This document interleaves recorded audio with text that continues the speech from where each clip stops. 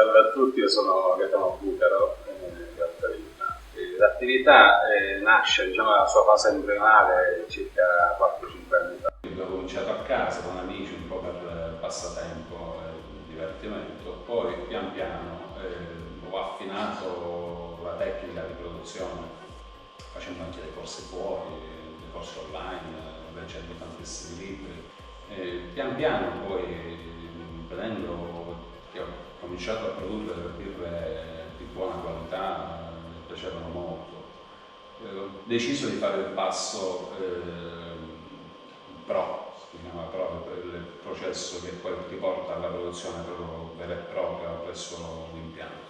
Ho cominciato quindi a produrre inizialmente presso altri impianti, quindi ho prodotto nella provincia di Messina, nella provincia di Trapani, con le mie ricette, e mi è servito tantissimo perché sono riuscito ad affinare un po' la tecnica, ad avere padronanza anche degli impianti, della produzione. Da là poi, circa 2 anni e mezzo fa, quasi 3 anni fa adesso, abbiamo deciso di avviare l'impianto di produzione nostro qui ad Altavilla, dove tutto, diciamo, è nato. Adesso abbiamo in linea 5 birre, da poco è arrivata la sesta. E niente, pian piano siamo riusciti a ritagliarci la nostra fetta di mercato.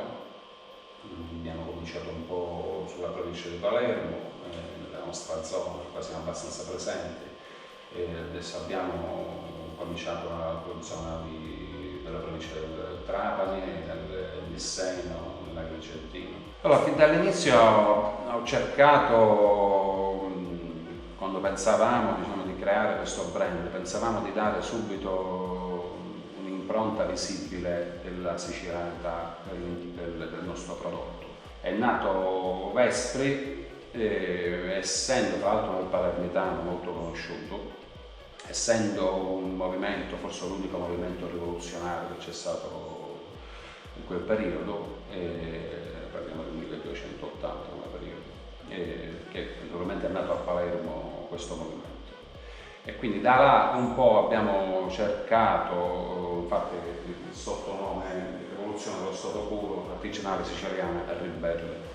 Ribelle abbiamo creato delle affinità in quel periodo, più che altro come ribellione verso le birre industriali, verso una ribellione pacifica, devo dire. Tutte le nostre birre hanno dei riferimenti proprio a quel periodo, come non so, la Trischele, che è il nostro vessillo che è nato proprio in quel periodo, la Mora Mora, che era il grido di battaglia dei palermitani, che il grido di battaglia vero e proprio era Muore Muore, riferito agli angioini, ai francesi in particolare.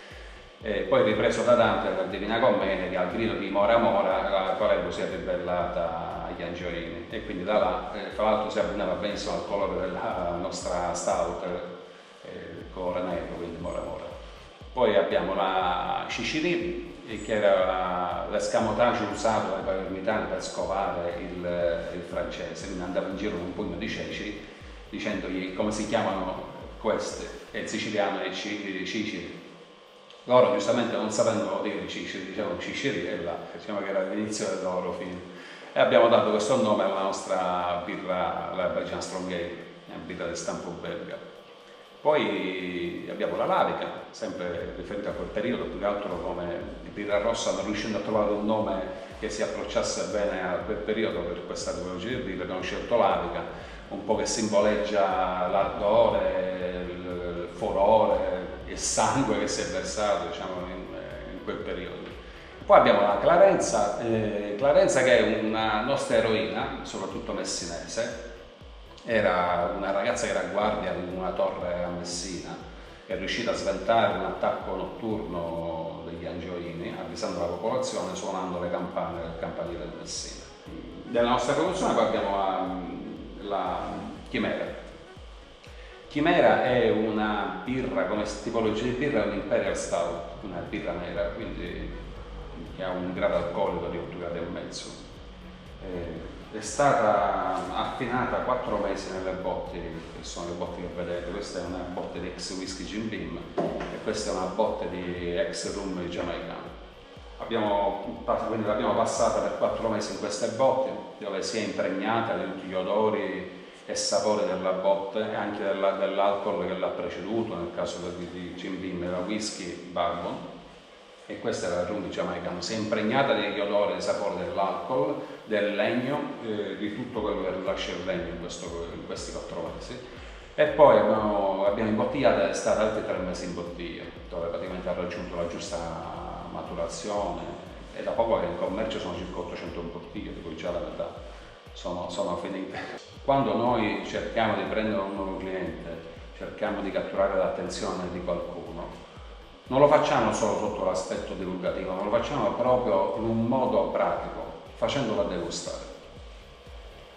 Magari facendola paragonare ad altre birre industriali. Veramente l'unico termine, un buon termine di paragone è degustare 2 birre contemporaneamente, una industriale e una artigianale. Mettete accanto una rossa industriale e una lavica e capirete già solo all'odore la differenza che c'è. Allora, ragazzi, grazie della visita, mi raccomando, bevete responsabilmente, ma soprattutto bevete birra dell'Esprit artigianale siciliana, ripeto.